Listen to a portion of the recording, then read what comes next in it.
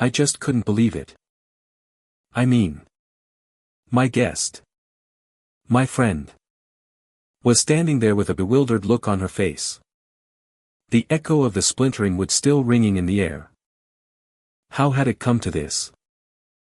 A quiet weekend getaway turned into a home invasion. Orchestrated by none other than Brenda, our self-appointed HOA ruler.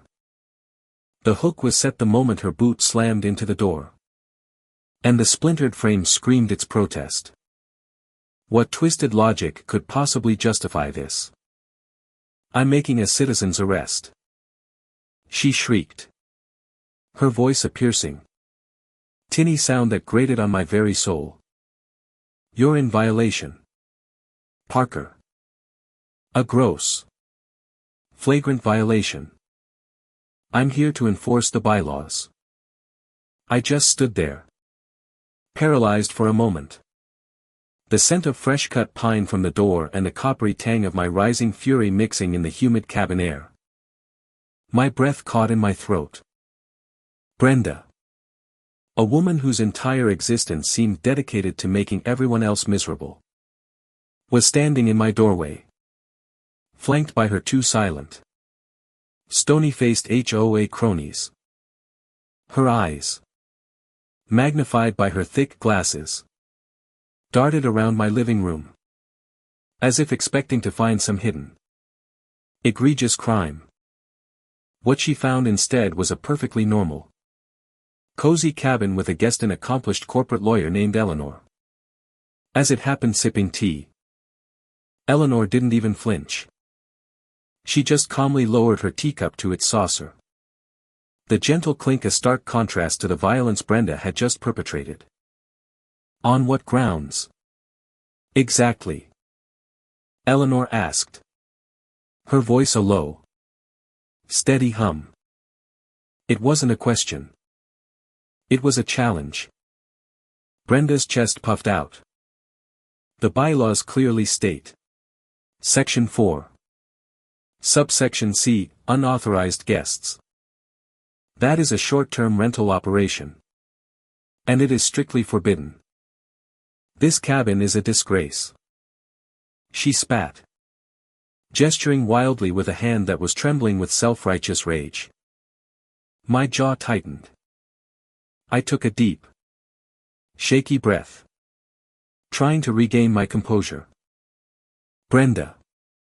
She's not a rental. She's a friend.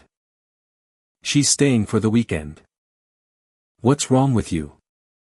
Lies. You're a liar, Parker. And now you're resisting arrest. Brenda screamed, taking a theatrical step forward. Her eyes were wide, maniacal, as if she were a character in a bad B-movie, completely detached from reality. I saw a flicker of genuine madness there. A terrifying glimpse into a mind consumed by petty rules and the need for control.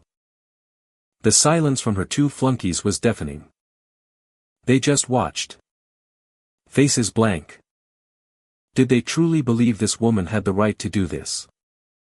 Eleanor's phone was out now. She was recording. Let the record show, she stated. Her voice like ice.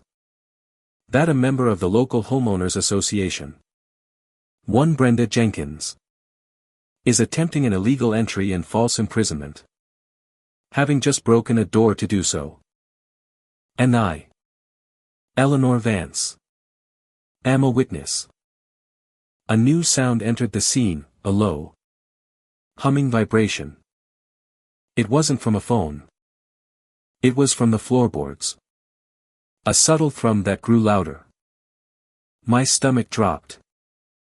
I knew that sound. It was the low rumble of a classic V8 engine.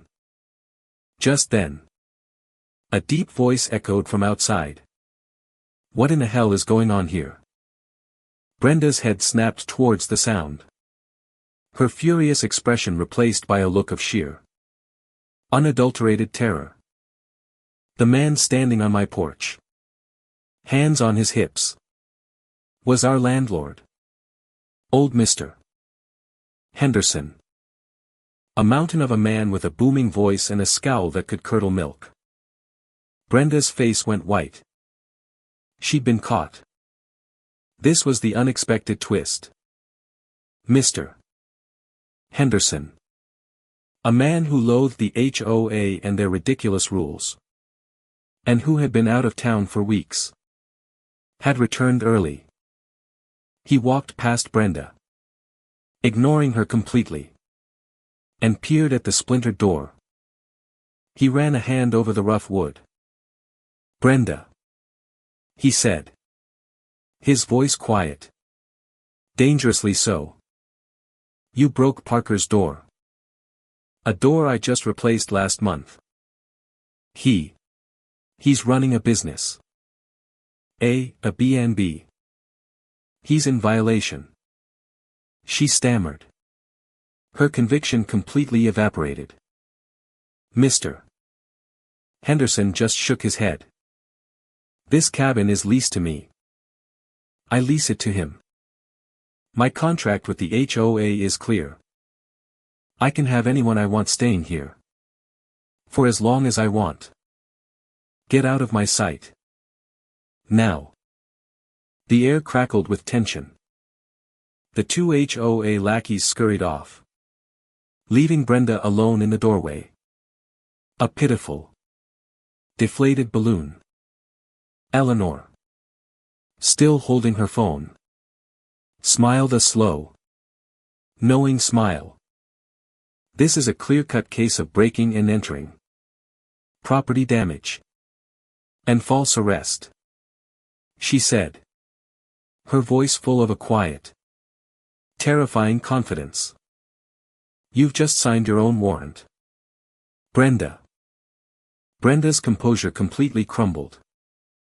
Her shoulders slumped.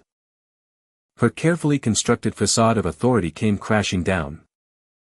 The sight of her, the self-proclaimed queen of the HOA, reduced to a trembling wreck, was almost too satisfying to watch. The silence hung in the air, heavy with the weight of her impending defeat. The wind rustled through the trees outside. A soft, whispering sound. A fitting whisper of a quiet justice about to be served. Brenda stood there for a long moment. A single tear tracing a path through the makeup on her cheek. The rage was gone, replaced by a hollow, defeated emptiness. What could she say? The truth was out. She had acted on a personal vendetta, not a bylaw.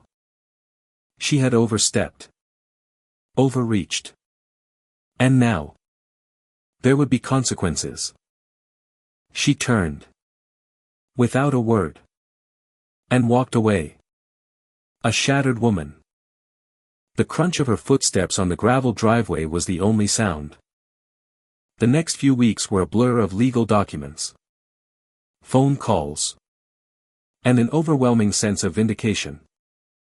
Eleanor, true to her word, pressed charges.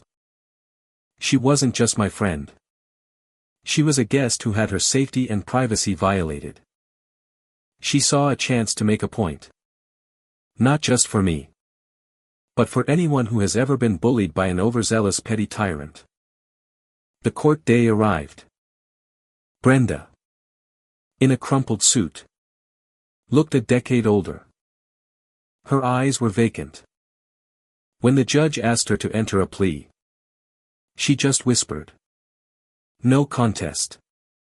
A sigh of relief rippled through me. She had accepted her fate. The judge, a stern-faced woman with a reputation for no-nonsense rulings, laid it out in no uncertain terms. "Ms.